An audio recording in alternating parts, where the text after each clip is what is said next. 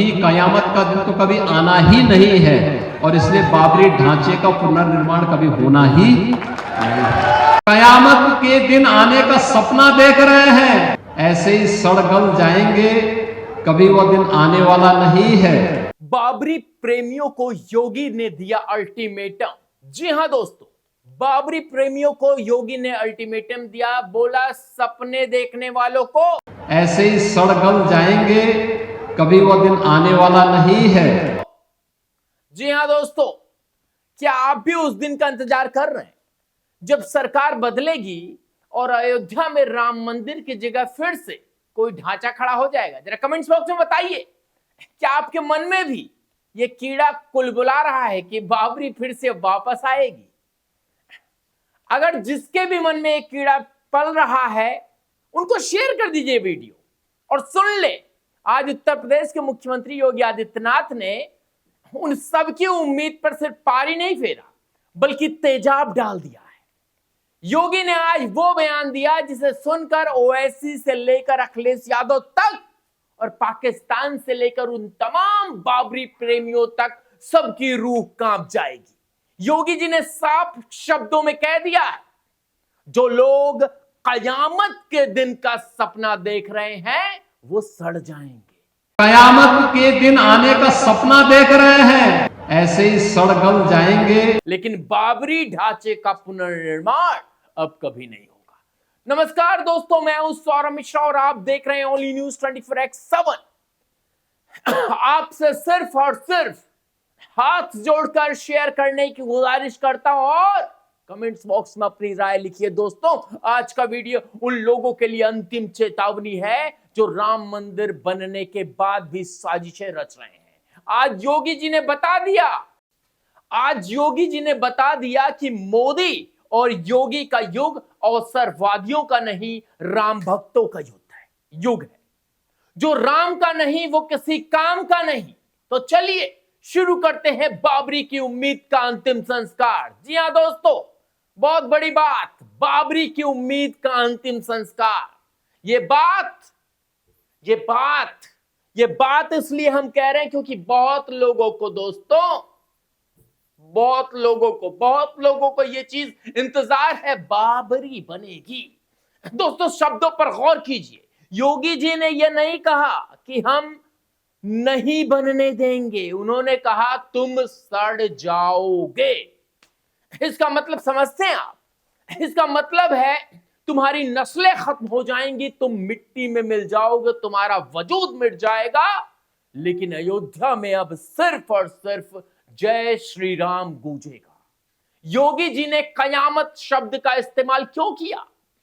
क्योंकि कुछ कट्टरपंथी और मौलाना अक्सर अपनी तकरीरों में कहते हैं, सब्र करो, कयामत के दिन हिसाब होगा, बाबरी फिर बनेगी। योगी जी ने उन लोगों को उनकी ही भाषा में जवाब दिया है। उन्होंने बता दिया कि वो कयामत कभी नहीं आएगी। अयोध्या अब सनातन की राजधानी बन चुकी है और राजधानी पर कब्जा करने का सपना देखने वालों की जगह अब जेल में नहीं, सीधे ऊपर है। दोस्तों, यह बयान बताता है कि योगी आदित्यनाथ 2027 के चुनाव की तैयारी नहीं कर रहे हैं, वो अगले 100 साल के भारत की नींव रख रहे हैं। मैं बिल्कुल सटीक कह रहा हूं दोस्तों, क्योंकि ये बयान राजनैतिक नहीं है, सनातन हित का है। आप भी कमेंट्स बॉक्स में बताइए, राजनीति से ऊपर उठिए। योगी जी ने आज उस ऐतिहासिक पल को भी याद दिलाया। दोस्तों, याद है ना आपको? उन्होंने कहा, याद है ना आपको 25 नवंबर का वो दिन जब प्रधानमंत्री नरेंद्र मोदी अयोध्या धाम आए थे। उन्होंने वहां सनातन के प्रतीक केसरिया ध्वज का आरोहण किया था। योगी जी ने कहा, प्रधानमंत्री मोदी के नेतृत्व में सरकार जो बोलती है वो करके दिखाती है। विपक्ष कहता है मंदिर वहीं बनेगा, तारीख नहीं बताएंगे। योगी और मोदी ने तारीख भी बताई, मंदिर भी बनाया और अब ध्वजा भी फहरा दी। ये केसरिया ध्वज सिर्फ एक झंडा नहीं, ये इस बात का प्रतीक है कि भारत अब अपनी सांस्कृतिक गुलामी से आजाद हो चुका है। पहले की सरकारें अयोध्या जाने से डरती थीं कि कहीं उनका वोट बैंक ना खिसक जाए, लेकिन मोदी जी ने छाती ठोक कर केसरिया लहराया। यही फर्क है राम भक्त और रोम भक्त में। बहुत बड़ा बयान है दोस्तों, इसको आप हल्के में मत लेना और शेयर करते जाइए, अधिक से अधिक शेयर कीजिए दोस्तों, क्योंकि हम आपको बताते हैं कि दरअसल योगी ने आज विपक्ष को बिल्कुल नहीं बख्शा। उन्होंने कहा कि कुछ लोग अवसरवादी, अवसरवादी दोस्तों, ऑपर्चुनिस्ट, अवसरवादी हैं। संकट आता है तो राम याद आते हैं। कुछ लोग हैं जो अवसरवादी रवैया अपना करके जब संकट आता है तब राम याद आते हैं और बाकी राम को विस्मृत कर देते हैं, वरना भूल जाते हैं। आप समझ रहे होंगे किसके लिए था। उन्होंने कहा कि जरा देखिए इन नेताओं को, चुनाव आता है तो ये जनेऊ पहन लेते हैं, चुनाव आता है तो ये हनुमान चालीसा पढ़ने लगते हैं, लेकिन जैसे ही चुनाव खत्म हुआ होता है ये रामचरितमानस पर सवाल उठाते हैं, ये कार सेवों पर गोली चलवाने वालों का महिमा मंडन करते हैं, ये राम मंदिर के निमंत्रण को ठुकरा देते हैं। योगी जी ने आज उनके भविष्य की भविष्यवाणी कर दी। योगी जी ने आज इनके भविष्य की भविष्यवाणी कर दी। उन्होंने कहा भगवान राम भी उन्हें भूल चुके हैं और उनका नैया कभी पार नहीं होने देंगे और ना होनी है। जी हां दोस्तों, मैं चाहता हूं कि आप इसको शेयर करते चले। मैं कमेंट्स भी मांगता रहता हूं। मैं कमेंट्स इसलिए मांगता रहता हूं दोस्तों, मैं कमेंट्स इसलिए मांगता रहता हूं क्योंकि बहुत जरूरी है आपकी राय। उन्होंने कहा कि भारत की जनता उन लोगों को कभी नहीं माफ करेगी जो राम के नहीं हुए। उन्होंने कहा कि आपकी राजनीतिक नैया अब बीच मझधार में ही डूबेगी, क्योंकि उनका खेवनहार राम आपसे रूठ चुका है। और मुझे लगता है राम सबके हैं दोस्तों, लेकिन राम तब सबके हैं जब आप राम के हो, और जब आप राम के ही नहीं तो क्या राम आपके होंगे। योगी जी ने आज एक बहुत बड़ा सवाल उठाया। उन्होंने पूछा पहले भी सरकारें बनती थी, उनके मन में राम मंदिर का ख्याल क्यों नहीं आया। साधन तब भी थे, पैसा तब भी था, पावर तब भी थी, कमी किसकी थी? कमी किसकी थी? नियति की दोस्तों, इंटेंट, नियत। कांग्रेस को डर था कि अगर मंदिर बन गया तो मुसलमान नाराज हो जाएगा। सपा को डर था कि अगर कार सेवक पर गोली नहीं चलाई तो उनका MY यानी माई समीकरण टूट जाएगा। उन्होंने रामलला को 500 साल तक टेंट में रहने पर मजबूर किया। लेकिन दोस्तों, समय का चक्र देखिए, आज वही लोग जो राम के अस्तित्व का सबूत मांगते थे, आज वो अयोध्या में होटलों में जमीन तलाश रहे हैं।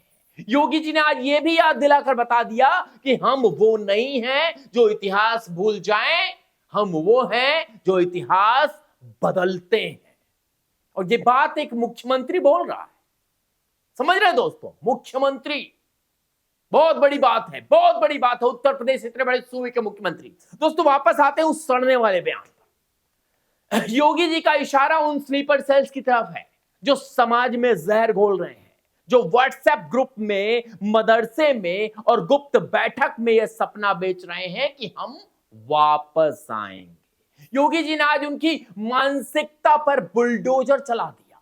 उन्होंने कह दिया कि बाबरी का अध्याय हमेशा के लिए बंद हो चुका है और उस पन्ने को फाड़कर सरयू में बहा दिया गया है।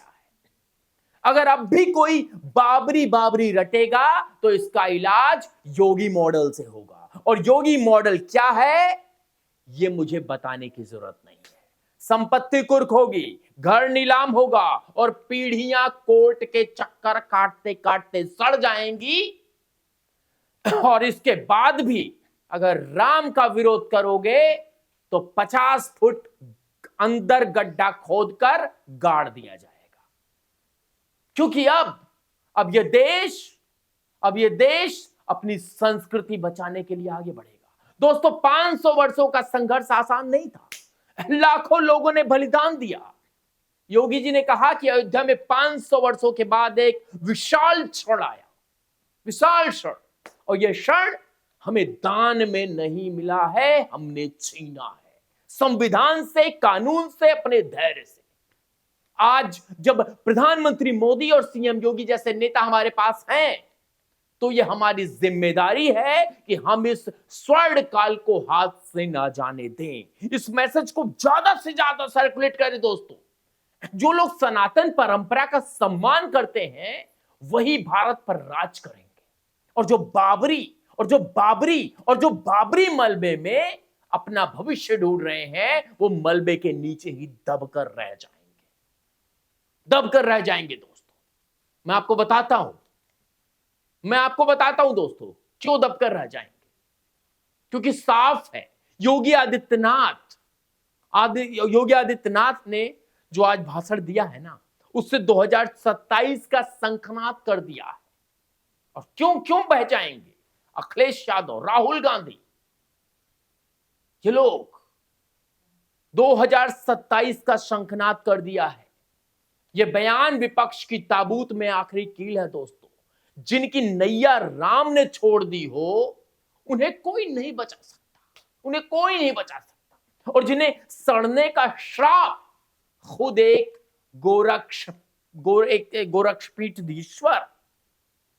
गोरक्षपीठाधीश्वर ने दे दिया हो, उनका भविष्य अंधकारमय है।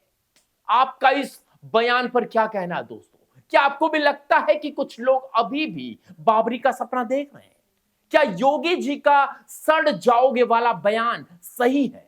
कमेंट्स बॉक्स में जय श्री राम लिखकर अपनी हुंकार भरें। इस वीडियो को हर राम भक्त तक पहुंचाएं। मैं हूं सौरभ मिश्रा, आप देख रहे थे ओनली न्यूज 24x7। जय श्री राम, जय भारत।